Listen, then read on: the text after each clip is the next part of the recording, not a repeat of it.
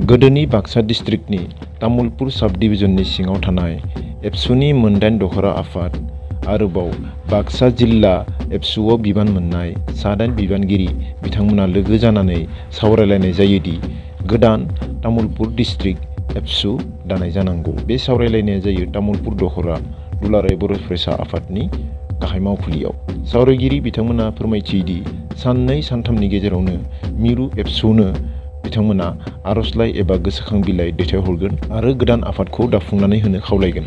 Tamulpur district एबसु आफादा थाबैनो दाफुंजायोब्ला एबसुनि जोनोम सान 15 फेब्रुवारियावनो तामुलपुर डिस्ट्रिक्ट एबसुनि जोनोम सान हिसाबै फालिगोन होनना बिथांमोना फोरमायथियो आरो मिरु एबसुनि कार्बि आंलंआव जानो गोनां एनुवेल कनफारेन्सआवबो मार्च 3-4-5 आव तामुलपुर डिस्ट्रिक्ट एबसु हिसाबै बाहागो लानो गोसो दं, बेखौ बिथांमोना फोरमायथियो। दिनैनि सानावनो BTR गोरोबथाया जादोंमोन एबसु NDFBनि मोनब्रै आफाद लोगोसे UPPO आरो भारत सरकार आरो आसाम सरकारनि गेजेराव 2020 मायथाइनि 27 जानुवारियाव BTR गोरोबथाया जाफुंलांदोंमोन। थामहिनबा दिनै BTR गोरोबथा फालिनाया नैथि बोसोर जाबाय। बेयावनो मिरु एबसुनि प्रेसिडेन्ट दिपेन बर'आ फोरमायोदि बे गोरोबथानि गेजेरजों बर' हारिया थांनानै थानो हानाय, जौगानो हानाय मोनसे सुबिदा मोननो हादों, राजखान्थियारि अधिकारखौ मोनफुंनो हादों। गोलाव 35 बोसोर सोमावसारनायाव मोनथाम सुक्ति जालांबाय, BSC, BTC आरो BTR सुक्ति। एबसु आरो BLTनि सोद्रोमाफोर आरो गुबुन गुबुन गोबां रायजोफोर मुंख्लं जालांनाय बिथांमोनखौ बिथाङा दिनैनि गोथार सानाव आनान गसाइनि सेराव आर'ज गाबहरदों जाहाथे बिथांमोननि जिउमाया सोरगोआव आलो गोजोनै थानो हायो।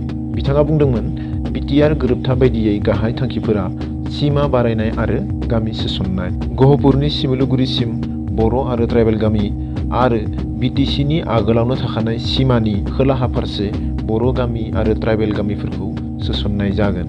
बेनि थाखाय बाउन्डारि कमिसना गामि दाजाबनाय आरो सोसननाय बायदिफोरनि सायाव खामानि मावबाय थादों होनना बिथाङा फोरमायथियो। बिथाङा फोरमायबावोदि सनितपुर बिस्वनाथनि रायजोफोरा जेबो जिंगासिनांगौ गैया। BTRनि सिमायाव हाबगोन, सोसन जायाब्ला सरकारनि हेंथायै बिसोर गसंथिगोन। BTR गोरोबथानि गेजेरजों एक्जिस्टिं BTCनि पावारखौबो बारायनाय जाबाय, जेरै department, legislative, financial, executive power. DCखौबो BTRनि एडमिनिस्ट्रेसननि कन्ट्रलाव लाबोनो हानाय जाबाय। बिनि अनगायैबो BTRनि बायजोनि थाखाय बर' कसारि वेलफेयार काउन्सिल दानाय जाबाय।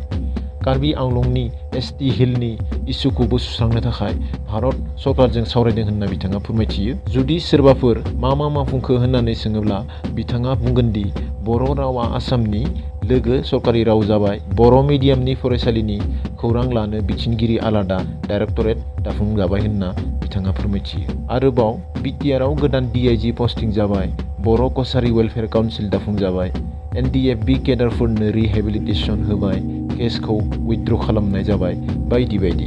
आद्रा थालांनायफ्रा मोनबावगोन आरो माखासे थालांनाय केसफोराबो उइथड्र जागोन होननानै बिथाङा फोरमायथियो। रन्जन दैमारिजों लोगोसे गासैबो NDFB केडार बयखौबो हगारनानै न'आवनो थानो हानाय खाबु खालामना होनांगौ होनना बिथांमोना दाबि खालामदों सरकारनि सेराव। जुदि BTR सुक्तिनि दफाफोरखौ जाफुंहोनायाव सरकारा लेहेम खालामोब्ला एबसुआ गणतान्त्रिक हाबाफारिबो लागोन होननानै बिथाङा फोरमायो। हजायाव मोब्लिबजों बोगथाबजानानै मैदेरनि जिउ खहा। मोनसे हाग्रानि मैदेरनि हानजाया आदार नागिरबोनाय समावनो गोग्लैनानै थानाय मोब्लिब ताराव नांनानै मासे मैदेरा जिउ खहा जायो। मोननै समाज बेरेखा दोलोनि सोद्रोमाफोरा दिनै मोनाबिलियाव हाथियार गथायगोन। TLA UGPOनि केडारफोरा श्रीमन्त शंकरदेव कलाक्षेत्रआव CM बिथांनि नुजाथिनायाव हाथियारफोरखौ गथायगोन। रिपर्टनि बायदिब्ला बेखौबो मिथिनो मोन्दोंदि बे हाबाफारियावनो सारेन्डार लाखांखानाय RNLF, NLFB, NSLA, ADFनि केडारफोरनो एककालीन साहाय्य एबा खनसेयारि अनसुंथाइ होनाय जागोन।